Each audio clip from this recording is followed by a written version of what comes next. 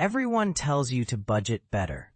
Spend less, save more, use a spreadsheet, track every penny, then repeat. It sounds logical, it feels simple, but it rarely works. The truth is uncomfortable. Most people fail to save not because they're lazy, not because they lack intelligence, but because they believe something that isn't true.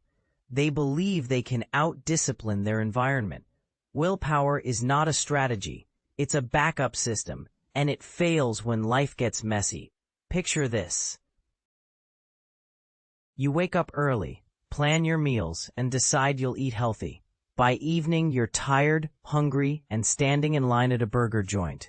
What happened? Your environment won. You had the best intentions. You made promises to yourself, but your future self didn't follow through. Because your future self is still you. Tired, distracted, impulsive. This is the core problem with most personal finance advice. It treats you like a machine.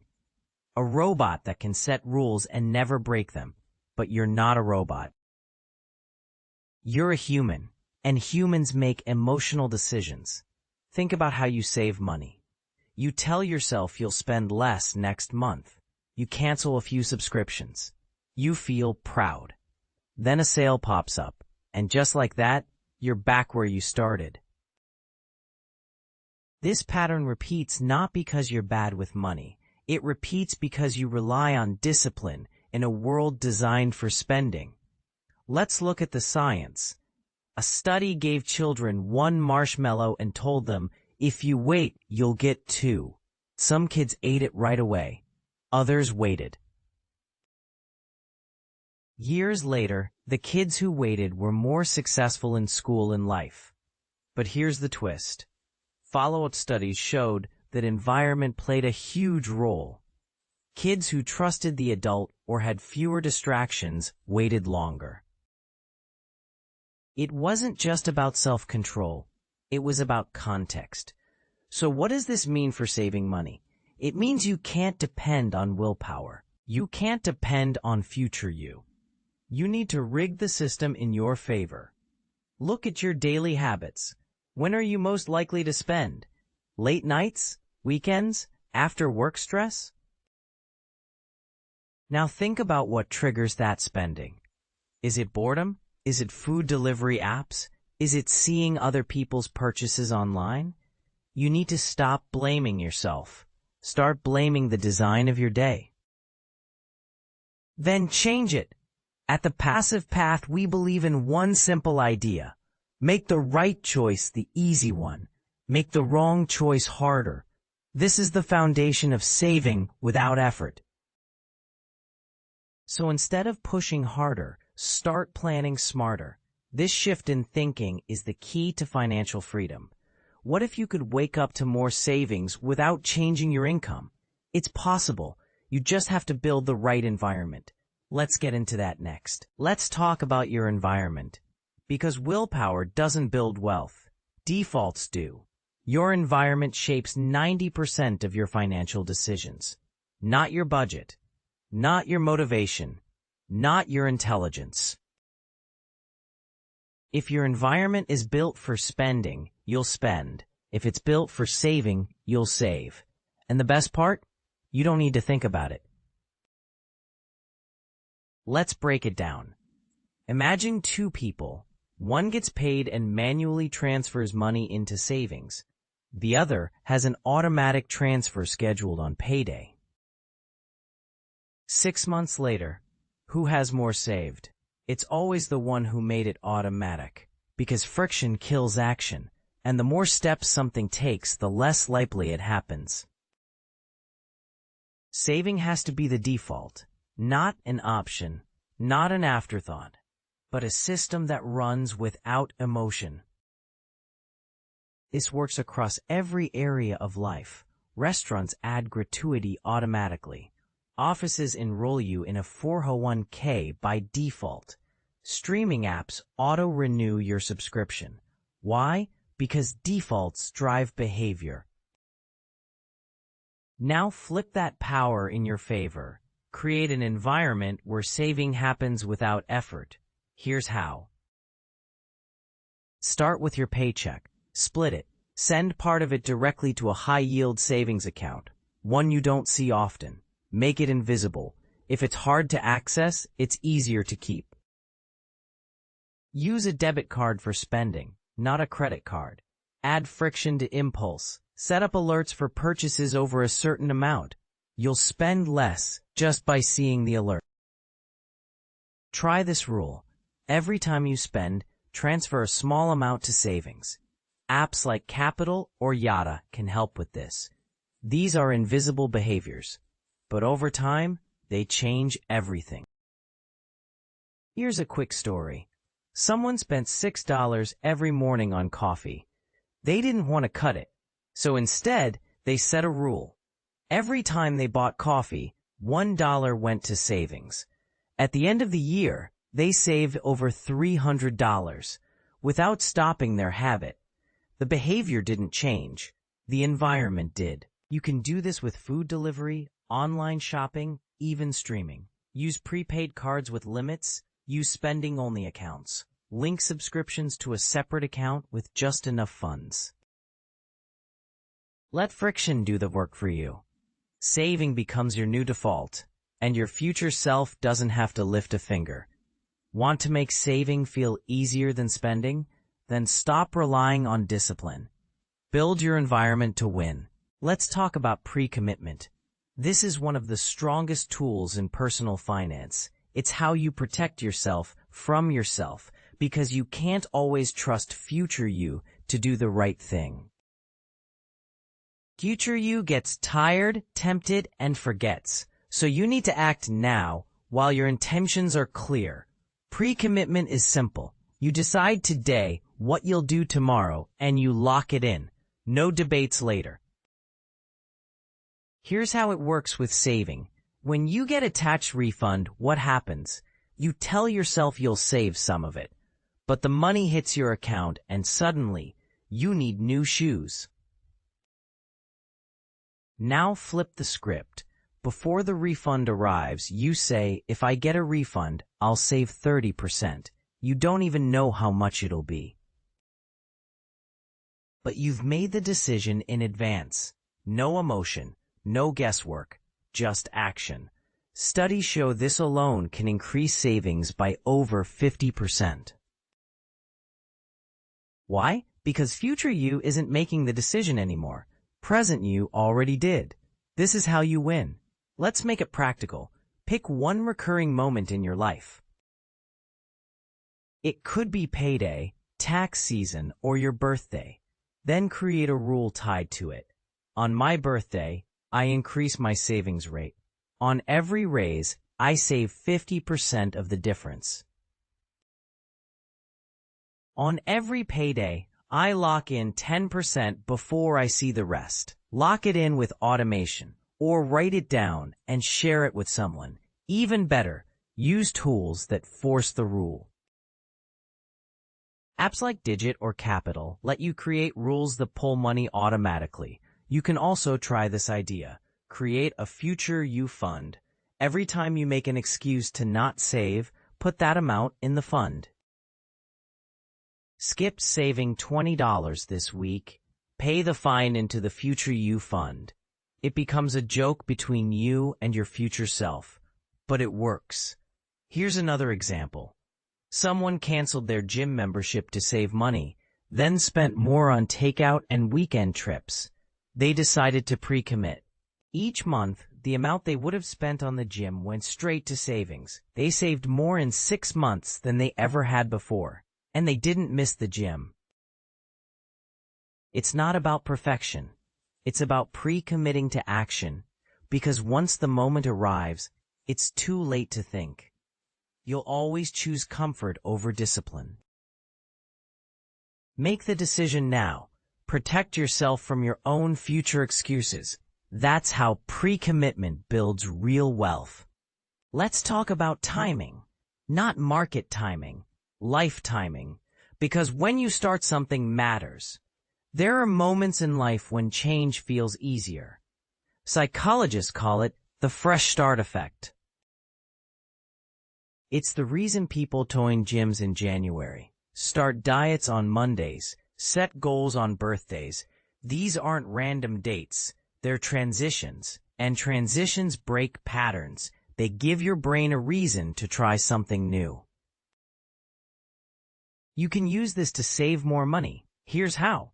Look at your life calendar. New year, new job, new decade, new home, even new seasons. All of these are openings. They interrupt your routines just enough to start new ones.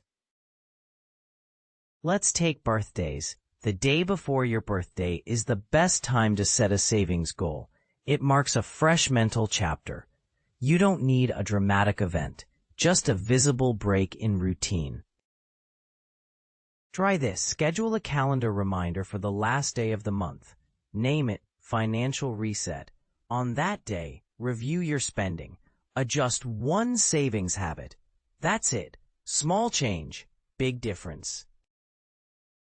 Here's a story. Someone turned 30. They had never saved consistently. So the week before their birthday, they set up automatic transfers. Not a huge amount, just $20 a week. By the time they turned 31, they had over $1,000 saved. No stress, no discipline, just timing.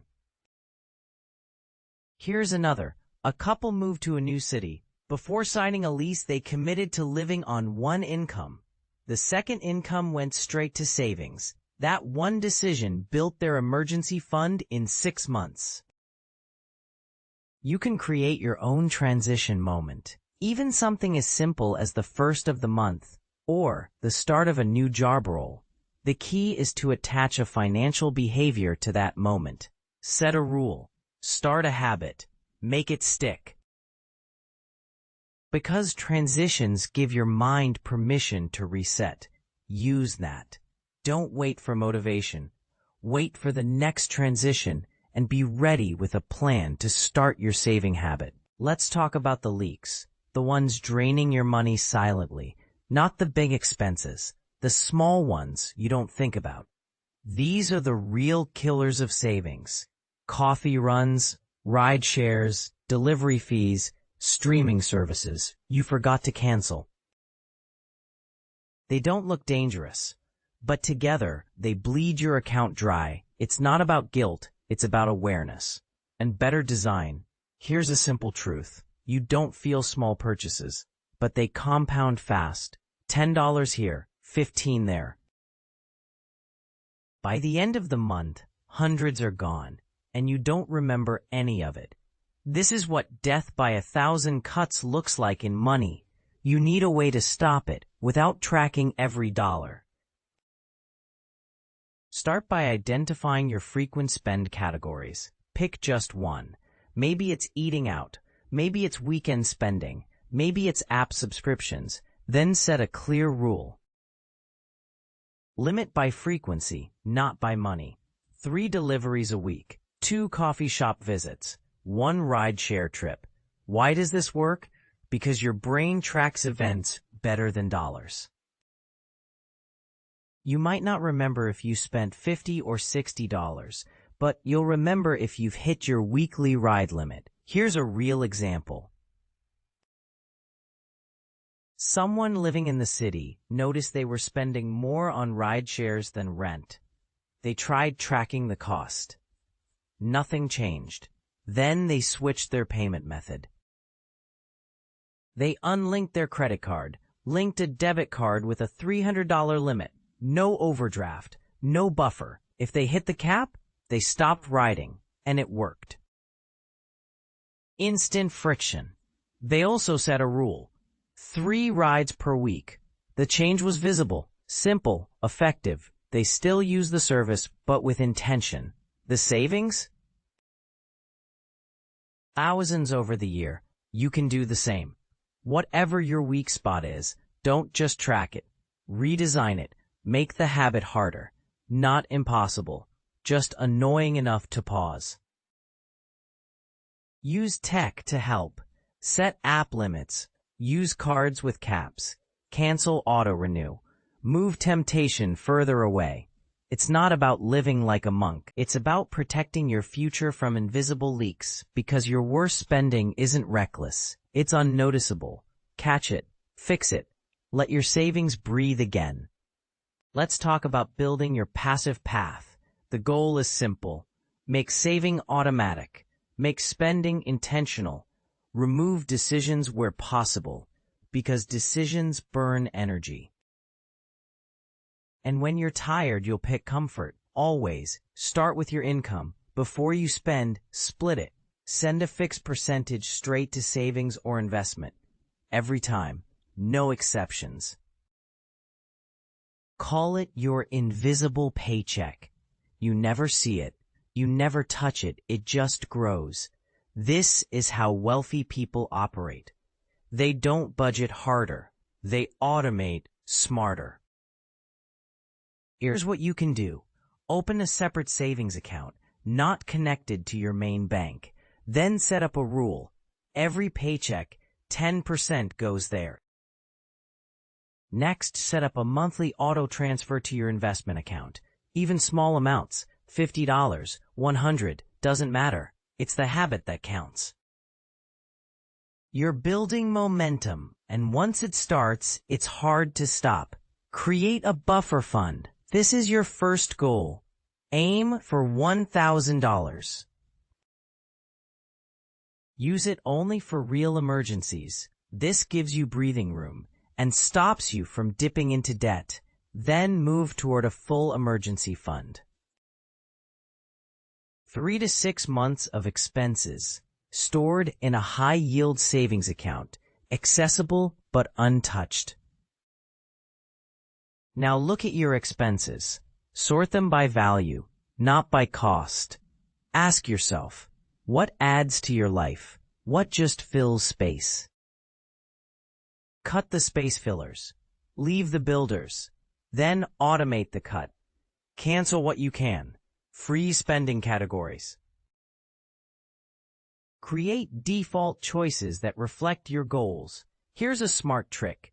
Use a laddered approach. Every time you get a raise, save half.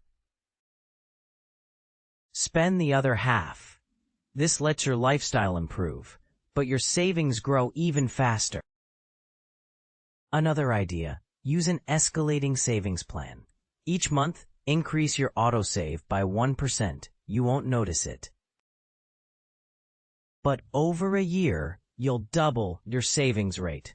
Now track your progress passively. Use dashboards that show growth. Not just balances. Seeing progress builds motivation. But don't check daily. Check monthly.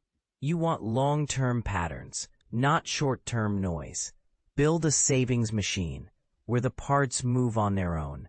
Your only job is to keep it running. No guilt, no stress, just steady progress. At the passive path, this is the core idea. Wealth isn't built on hustle. It's built on quiet systems.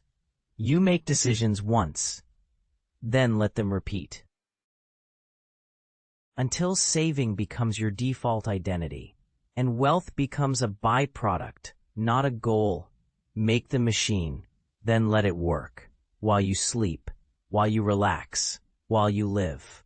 You've just learned how to save money without relying on willpower. You've seen why most advice fails. You've seen how your environment shapes your financial future. You've seen the power of pre-commitment, transition moments, and small habit changes. And now, you have the tools to build a saving system that runs on autopilot. Not based on guilt, not based on effort, but based on smart design. If this helped you, like this video, subscribe to stay on the path. Comment below with the one change you'll make this week, and share this with someone you care about, someone who deserves financial peace too. Good luck on your journey. Feel free to check out the other videos on the passive path. See you in the next one.